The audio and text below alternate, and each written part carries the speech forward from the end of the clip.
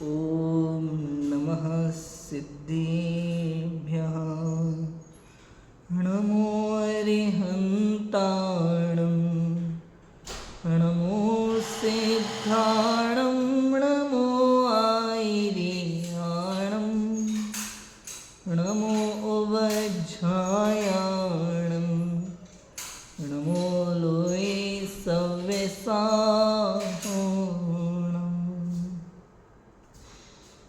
इद सद्वन्द्याणं तिहु अणहिद मधुर विसद वक्काणम् अन्तातीद गुणाणं नमो जिणाणं जिद भवाणम्। कलिकाल सर्वज्ञ आचार्य कुंद कुंद देव विरचित पंचास्तिकाय संग्रह नामक ग्रंथ स्वयं तीर्थंकर वीतराग सर्वज्ञ भगवान की वाणी, उनकी वाणी का सारांश इस पंचास्तिकाय संग्रह ग्रंथ में मौजूद है, जिसका स्वाध्याय हमने प्रारंभ किया है। हमने देखा था कि सबसे पहले अमृतचंद्र आचार्य समय व्याख्या टीका में मंगलाचरण स्वरूप 6 कलश लिखते हैं, 6 श्लोक लिखते हैं। पहले श्लोक में क्या किया उन्होंने? जिनेंद्र परमात्मा को नमस्कार किया। Page number 22। कैसे जिनेंद्र परमात्मा किनको नमस्कार किया? कि जो सहज आनंदमय हैं, सहज चैतन्य प्रकाशमय हैं, अति महान हैं और अनेकांत स्वरूप हैं, ऐसे जिनेंद्र भगवान को अमृतचंद्र आचार्य ने नमस्कार किया। इन 4 विशेषणों के साथ नमस्कार किया। फिर दूसरे श्लोक में उन्होंने जिनवाणी को नमस्कार किया कि जो दुर्निवार विरोध को मिटाने वाली है, नए समूह के दुर्निवार विरोध को मिटाने वाली है, स्यादवादमयी है, जैन सिद्धांत पद्धति रूप है, ऐसी जिनवाणी की स्तुति उन्होंने की। फिर तीसरे श्लोक में क्या कहा कि समय व्याख्या नामक टीका लिखने की उन्होंने प्रतिज्ञा की। तीसरे श्लोक में कि निश्चय व्यवहार स्वरूप 2 नयों को कहने व 2 नयों से वस्तु तत्व का प्ररूपण करने वाली ये संक्षिप्त टीका जो सम्यक ज्ञान ज्योति को उत्पन्न करने वाली है, ऐसी समय व्याख्या टीका लिखने की प्रतिज्ञा उन्होंने तीसरे श्लोक में की। फिर चौथे श्लोक में बताया कि प्रथम श्रुत स्कंद अर्थात षड्द्रव्य पंचास्तिकाय अधिकार, उसमें क्या विषय आने वाला है तो उन्होंने वो बताया। फिर द्वितीय श्रुत स्कंद जो जीव अजीव के ही विशेष हैं, ऐसे 9 पदार्थों की चर्चा दूसरे श्रुत स्कंद में आने वाली है, ये बात उन्होंने कही। और तीसरे श्लोक में अर्थात 6वें श्लोक में उन्होंने कहा कि तत्व के परिज्ञान पूर्वक रत्नत्रय मार्ग के द्वारा कल्याण स्वरूप उत्तम मोक्ष की प्राप्ति कही गई है। किसमें? 6वें श्लोक में बताया किसमें कही गई है कि मोक्ष मार्ग प्रपंच चूलिका में। क्या कहा गया कि तत्व के परिज्ञान पूर्वक, जो पहले और दूसरे अध्याय में तत्व का पूरा परिज्ञान किया है, उसके पूर्वक रत्नत्रय की आराधना पूर्वक रत्नत्रय मार्ग द्वारा आत्मस्वरूप की प्राप्ति, मोक्ष की प्राप्ति होगी। ये वर्णन कहाँ आया? मोक्ष मार्ग प्रपंच चूलिका में। ठीक है। इस प्रकार समय व्याख्या टीका अमृतचंद्र आचार्य ने शुरू की और उसके बाद आचार्य कुंद कुंद द्वारा रचित गाथा सूत्र, पहली गाथा मंगलाचरण स्वरूप जो गाथा है, उसका अर्थ उन्होंने लिखा। यहाँ पे देखो, उस गाथा का सारांश अपन लेते हैं। अपन ने पूरा स्वाध्याय किया है, पहली गाथा की टीका अपन ने पढ़ी, अभी उसका सारांश यहाँ लिखा हुआ है, वो अपन पढ़ते हैं। देखो, आचार्य अमृतचंद सूरी ने समय व्याख्या में नमो जिणाणम अर्थात जिनेंद्र भगवंतों को नमस्कार हो, इस प्रकार भाव नमस्कार किया। समझ में आया? उसके बाद 100 इंद्र द्वारा पूज्य हैं, इस प्रकार उनकी पूज्यता को प्रकट किया। फिर हितकर है, हितकर मतलब कैसे हितकर है, उनकी वाणी कैसी है? हितकर है, मधुर है और विशद है। किसके लिए? तीनों लोगों के जीवों के लिए। तिहु अण हिद मधुर विशद वक्काणम, 3 भुवन के 3 लोक के जीवों के लिए तीर्थंकर भगवान की वाणी कैसी है? हितकर है, मधुर है और विशद है। जिसमें हितकर का मतलब क्या है? आत्महित को देने वाली है, शुद्धात्म की उपलब्धि कराने वाली है, अनंत सुख को देने वाली है, ऐसी हितकर है। कोई लौकिक सुख को देने वाली नहीं, अनंत सुख को देने वाली है, ऐसी हितकर है। लौकिक सुख की वैल्यू क्या है बताओ? अभी सुख प्राप्त हो जाए फिर वापस दुखी हो जाओ, उसका मतलब क्या है? ऐसे सुख तो दिन में 50 बार आते हैं। बताओ, छोटे छोटे कामों में हम तो खुश हो जाते हैं, लेकिन वैसा सुख नहीं। अनंत सुख, अनंत काल के लिए जो सुख प्राप्त होता है, ऐसी वाणी, जिस वाणी को सुनकर के जीव अनंत सुखी हो सकते हैं, ऐसी हितकर वाणी तीर्थंकर भगवान की वाणी है। निर्बाध है, किसी भी अन्य मत के द्वारा बाधित नहीं होती, किसी भी प्रमाण आदि के द्वारा बाधित नहीं होती। मधुर है, अध्यात्म रस के रसिक जनों को कैसी लगती है? मधुर लगती, हर किसी को नहीं लगेगी अमूल्य, केवल अध्यात्म रस के रसिक लोगों को मधुर लगेगी। और विशद है, स्पष्ट है, शंकादि दोषों से रहित होता है इसलिए स्पष्ट है। दूसरा, कोई ऐसी भाषा में नहीं है जो अस्पष्ट हो। ओंकारमयी दिव्य ध्वनि है, निरक्षरी है और सर्वांग से खिड़ती है और सभी जीवों को अपनी अपनी सहज भाषा में समझ में आती है, इसलिए विशद है, स्पष्ट है। ठीक है, तो इस प्रकार से यहाँ दिव्य ध्वनि की महिमा बताई। उसके बाद कहा अंतातीत गुणाणम, उसकी व्याख्या की। क्या व्याख्या की उसकी? कि अनंत गुण वाले हैं जिनेंद्र भगवान अनंत क्षेत्र तथा अनंत काल से अखंडित परम चैतन्य गुण वाले होने के कारण ज्ञानातिशय को प्राप्त है। अनंत ज्ञान वाले हैं और अनंत क्षेत्र, अनंत क्षेत्र माने असंख्यात प्रदेशी है ना जीव। काल द्रव्य को छोड़ करके बाकी 5 द्रव्य कितने हैं? जीव असंख्यात प्रदेशी है, धर्म धर्म आकाश भी असंख्यात प्रदेशी है। और पुद्गल द्रव्य का कैसा है? पुद्गल द्रव्य में परमाणु तो एक प्रदेशी है, परमाणु तो कैसा है? एक प्रदेशी है, लेकिन स्कंद रूप उसमें परिवर्तित होने की शक्ति है, शक्ति अपेक्षा से उसको बहुप्रदेशी माना गया है। वास्तव में तो पुद्गल परमाणु भी एक प्रदेशी है। काल द्रव्य में और पुद्गल परमाणु में पता है क्या अंतर है? लड्डू का और रत्नों का अंतर है, मोती और लड्डू। जैसे बूंदी के लड्डू बनाए जाते हैं ना, बूंदी के लड्डू क्या है, अपन ने बूंदी उठाई और ऐसे किया, हाथ से लड्डू बन गया, तो वो एक ऐसे आप उठा सकते हो, गिरेंगे नहीं, है ना। आप मोती को ऐसे लड्डू बना के उठा सकते हो? बिखर जाएंगे। यही अंतर है एक प्रदेशी और बहुप्रदेशी का, समझ में आया? बाकी तो सब द्रव्य ऐसे है कि पूरा कितने ही प्रदेश फैल जाते हैं ना, कम हो जाते हैं। जीव का प्रदेश ऐसा है, धर्म धर्म आकाश असंख्यात प्रदेशी है, लोक बराबर है पूरा, जितना लोक। आकाश तो अनंत प्रदेशी है, सॉरी, आकाश तो कैसा है? अनंत प्रदेशी है, लोक में भी और अलोक में भी है। आकाश तो अनंत प्रदेशी है, जीव असंख्यात प्रदेशी, धर्म धर्म असंख्यात प्रदेशी, काल द्रव्य एक प्रदेशी। ऐसे काल द्रव्य असंख्यात है। कितने काल द्रव्य?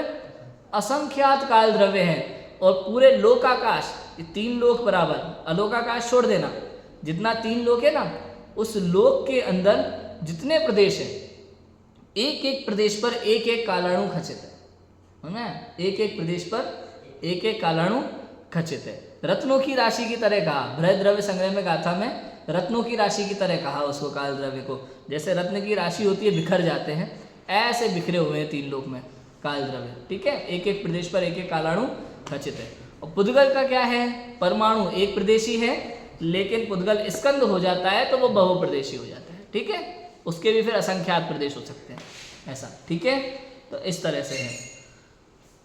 तो यहाँ जिनेंद्र भगवान ने अनंत क्षेत्र तथा अनंत काल से अखंडित परम चैतन्य गुण वाले होने के कारण ज्ञानातिशय को प्राप्त है। यहाँ जो अनंत क्षेत्र और अनंत काल की बात है वो किससे संबंधित है?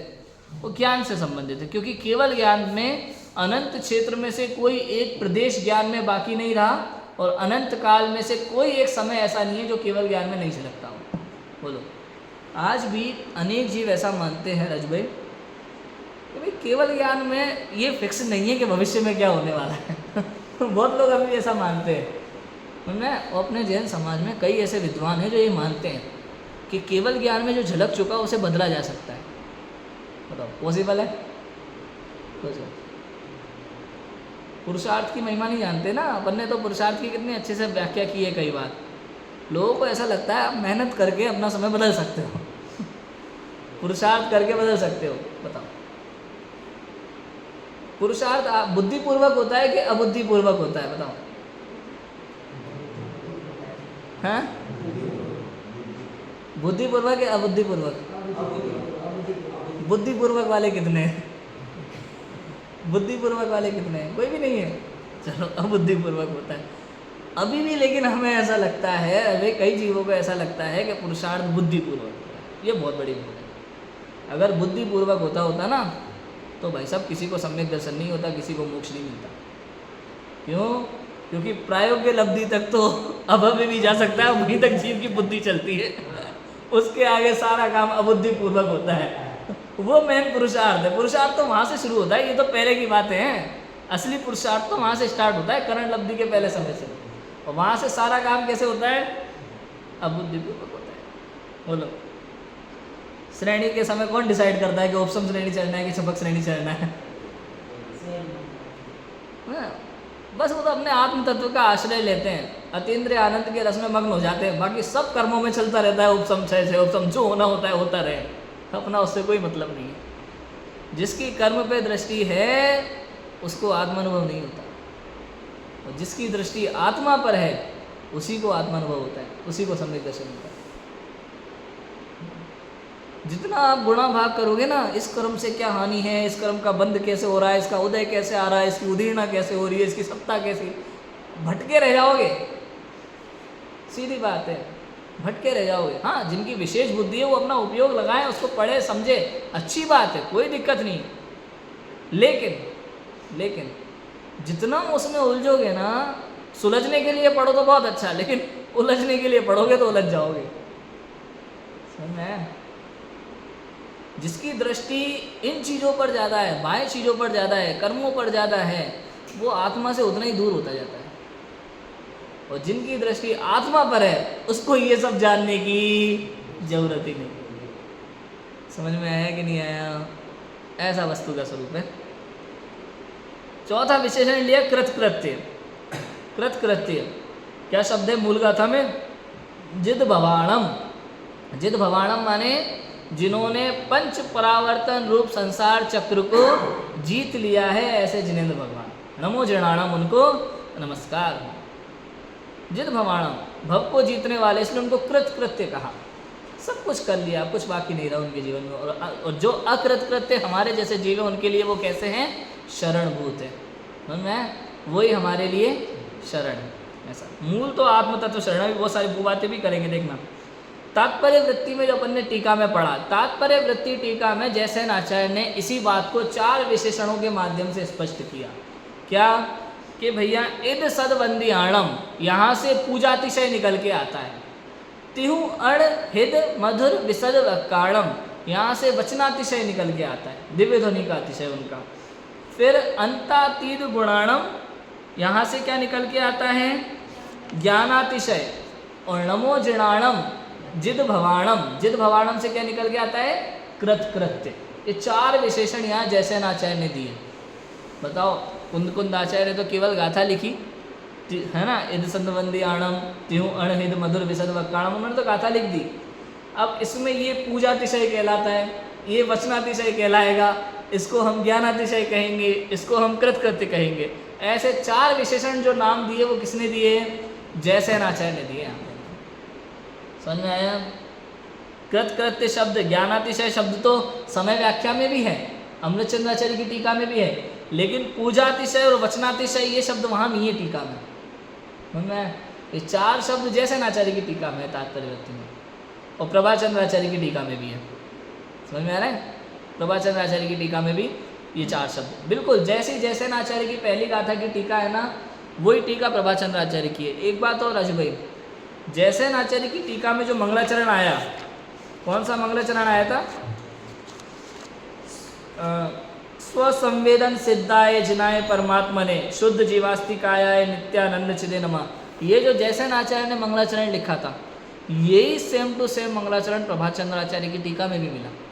उनकी टीका में भी यही सेम टू सेम मंगलाचरण है, और उनकी टीका में पूरे तीनों ग्रंथ का पंचास्तिकाय, प्रवचन सार, समय सार, एक ही उसमें है, हस्तलिखित प्रति में तीनों के लिए एक ही मंगलाचरण किया है प्रभाचंद्राचार्य ने अपनी टीका शुरू करने के पहले। मैं हस्तलिखित प्रति में अभी देखो, जयसेन आचार्य ने क्या बताया? पूजातिशय, कि भाई 100 इंद्रों द्वारा वंदित है, संसार में ऐसा कोई व्यक्ति नहीं है जो 100 इंद्रों द्वारा वंदित है। 100 इंद्र माने इंद्र के अंडर में जो प्रजा है उनके द्वारा भी वो वंदित होते हैं। हम और आपके बीच में क्या होता है भाई साहब? छोटा बड़े को नमस्कार कर देता है, बड़ा उसके बड़े को नमस्कार करता है, लेकिन सभी व्यक्ति एक जने को नमस्कार करे ऐसा होता नहीं है ना। देवगति में क्या होता है, छोटा देव बड़े देव को नमस्कार कर रहा है, बड़ा उससे बड़े को नमस्कार कर रहा है, लेकिन जो सबके सबसे वंदित है वो उनसे कोई वंदित नहीं है। ऐसा कौन है तीन लोक में? केवल जिनेंद्र भगवान। ऐसा पूजातिशय उनको प्रकट हुआ है। जो तीनों लोगों से वंदित हैं, सो इंद्रों से वंदित हैं, लेकिन उन्हें किसी को नमस्कार करने की जरूरत नहीं, उनसे कोई भी वंदित नहीं है। ऐसा पूजातिशय उनको प्रकट हुआ है, ऐसा अर्थ है। वचनातिशय हितकर है, मधुर है और विशद है। आत्मा का हित कराने वाली वाणी है उनकी और मधुर है।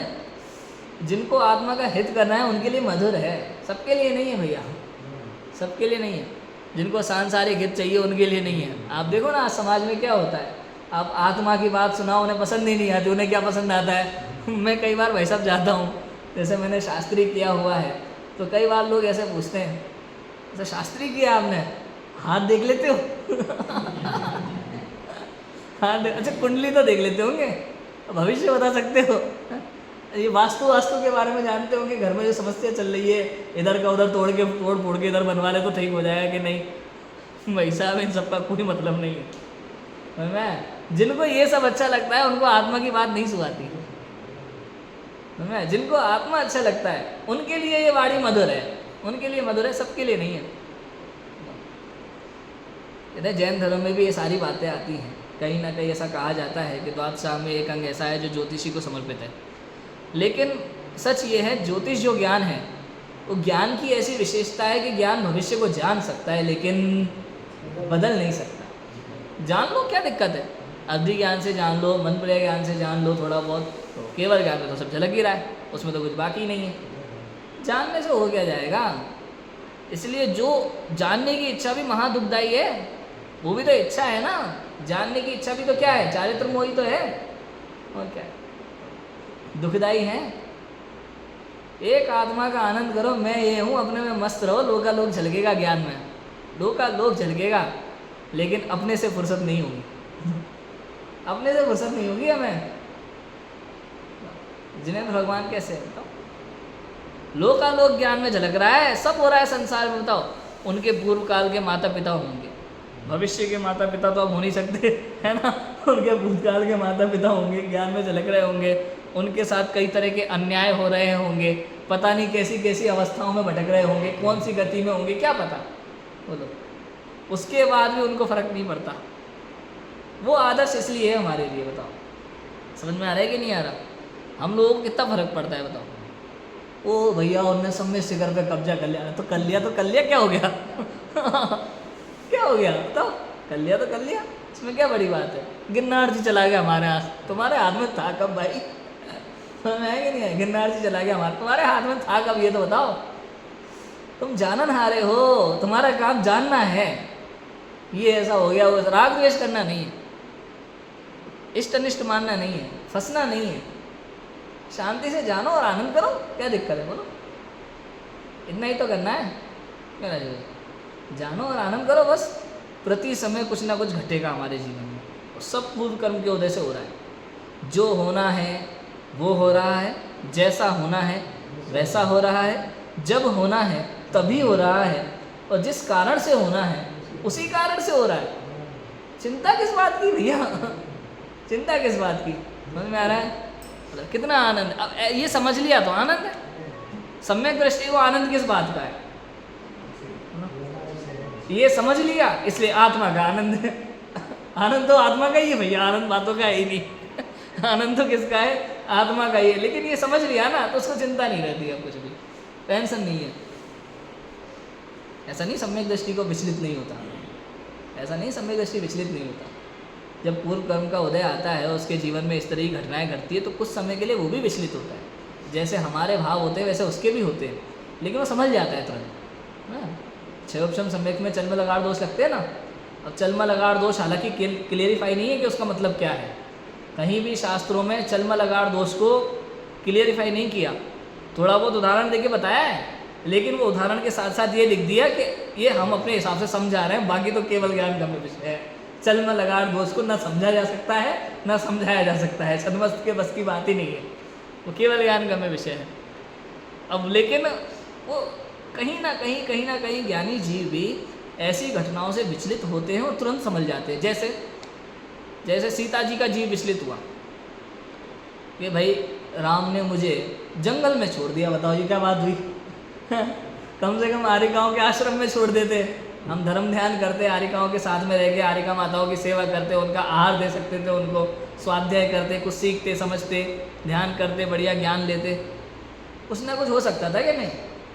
उन्होंने विचार किया जंगल में छुड़वाने वाले इतने बड़े राजा, इतनी अकल नहीं लगाई, बताओ कि एक गर्भवती स्त्री को ऐसे जंगल में छोड़ना कहाँ तक उचित है। इतनी दया भाव नहीं है, ऐसी क्या दुश्मनी, इतना क्या द्वेष, बताओ।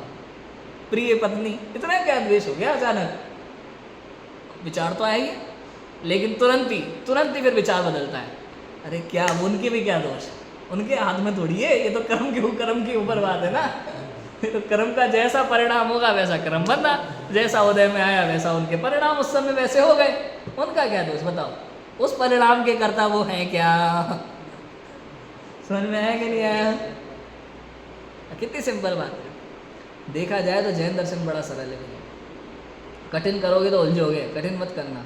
जितना सरल है उसको उतनी सरलता से स्वीकार करके आनंद कर लो तो मजा है। कठिनता में उलझोगे तो भटक जाओगे। ये बात मैंने बहुत अच्छे से फील की है। इतना सरल जैन दर्शन है, अगर इसको इतनी सरलता से स्वीकार करके आत्म तत्व को पकड़ लिया तो तर जाओगे, और नहीं तो यहाँ पे ये, यहाँ पे वो, और यहाँ पे अगर उलझ गए तो उलझ गए, फिर खत्म मामला, हो गया काम। समझ में, ऐसा है। तो पूजातिशय ये हो गया, वचनातिशय। वचनातिशय हो गया, 3 लोक के जीवों के लिए हितकर है, मधुर है। मधुर किसके लिए, आत्म के रसों के लिए, मतलब जो आत्मा का रस जिनको पसंद है, आत्मरसिक जो जीव हैं उन जीवों के लिए ये मधुर है। और कैसी है, विशद, स्पष्ट है। अभी तमिलनाडु में आप आए हुए हो, लोग कुछ ना कुछ बोलते रहते हैं, आपको कुछ समझ में नहीं आता होगा तो उसको क्या कहेंगे, अस्पष्ट है आपके लिए पूरी बात। सुन रहे हैं, हमारे अमोल जी मराठी में कुछ कहते रहते हैं, कुछ समझ में नहीं आता, तो अस्पष्ट है हमारे लिए, हमें तो हिंदी चाहिए। ऐसे ही समूह शरण में 3 गतियों के जीव बैठे हुए हैं, सबकी अपनी अपनी अलग अलग भाषा, कोई किसी देश से, कोई किसी देश से, कोई किसी राज्य से, सबकी अपनी अपनी भाषा। अब एक वाणी में तो काम चलेगा नहीं, समझ में। तो वो वचनातिशय है, सबको अपनी अपनी भाषा में समझ आता है, वो स्पष्ट है, निर्मल है एकदम, समझ में। ज्ञानातिशय क्या है कि उनको स्वयं केवल ज्ञान प्रकट हुआ है, लोकालोक उनके ज्ञान में एक साथ एक समय में स्पष्ट रूप से झलक रहे हैं, कुछ बाकी नहीं रहा वैसा, कुछ बाकी नहीं। आप सोचो ये कि नहीं, बोलो समझ में आया कि नहीं आया।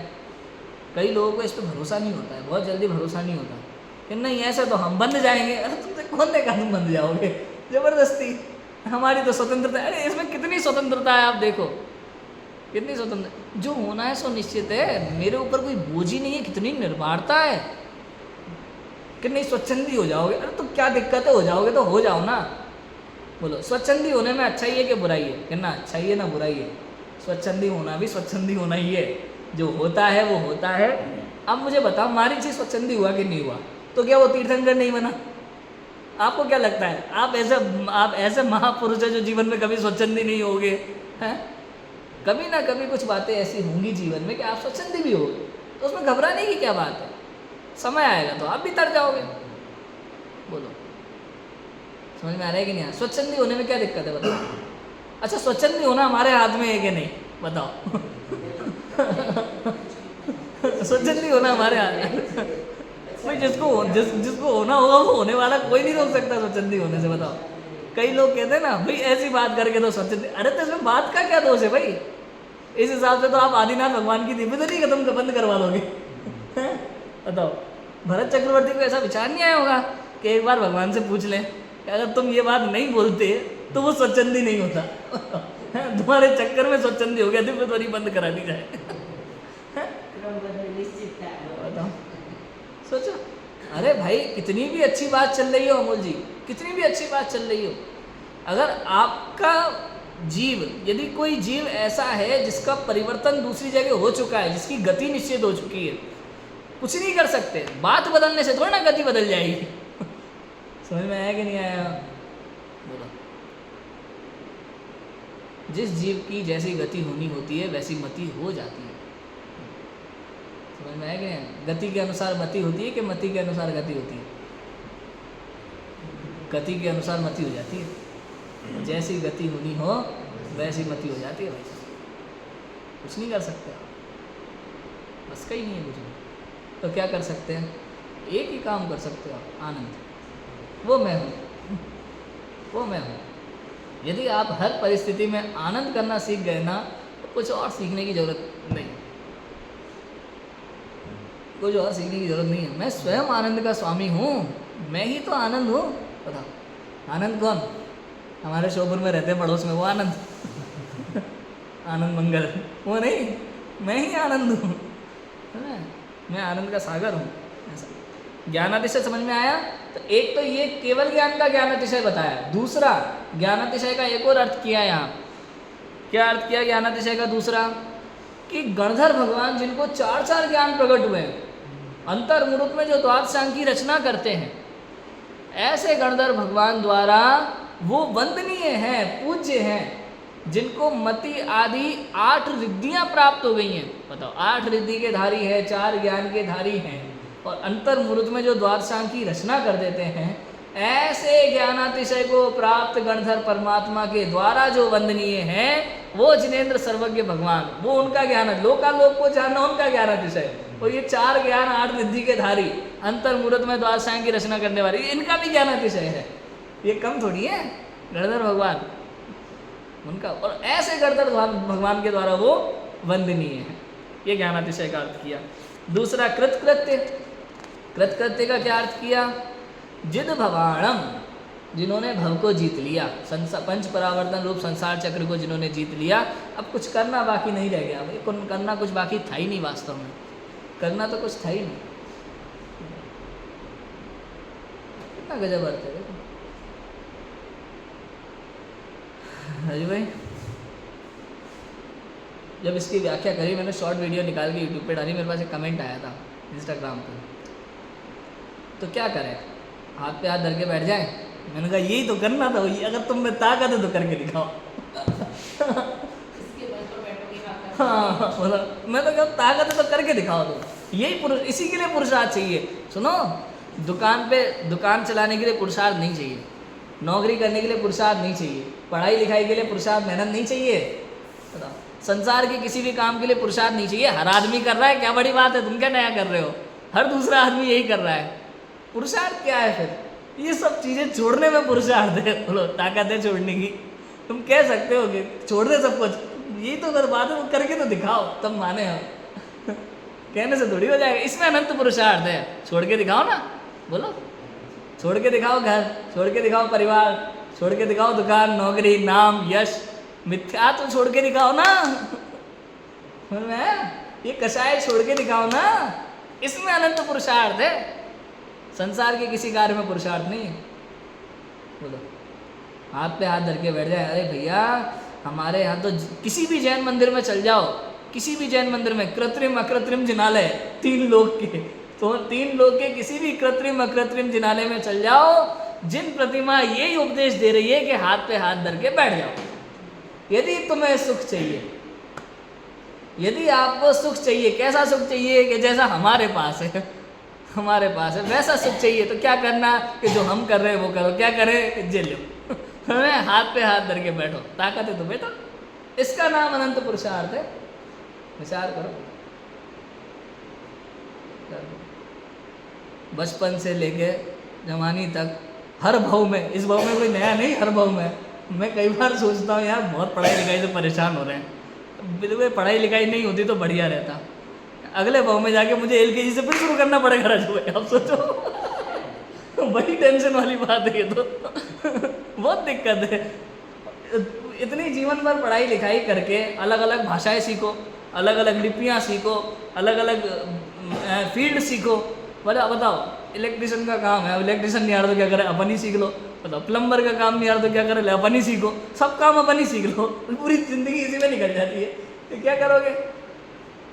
महिमा पे तब आती है जब कोई व्यक्ति पिच्ची कमंडल ले करके जंगल में जाके हाथ पे हाथ धर के बैठे और केवल ज्ञान प्रकट कर लेते हैं। लो लोकालोक झलक रहा है, कुछ सीखने की जरूरत ही नहीं है।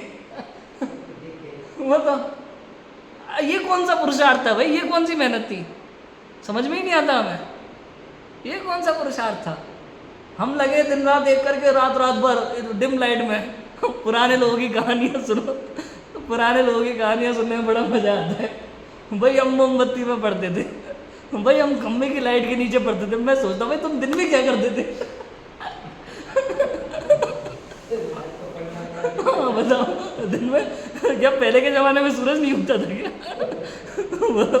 कोई खम्भे की लाइट के नीचे पढ़ रहा है, कोई पड़ोसी के घर के नीचे पढ़ रहा है, कोई कहाँ पढ़ रहा है, तुम दिन में क्या करते थे ये बताओ, समझ में नहीं आ रहा।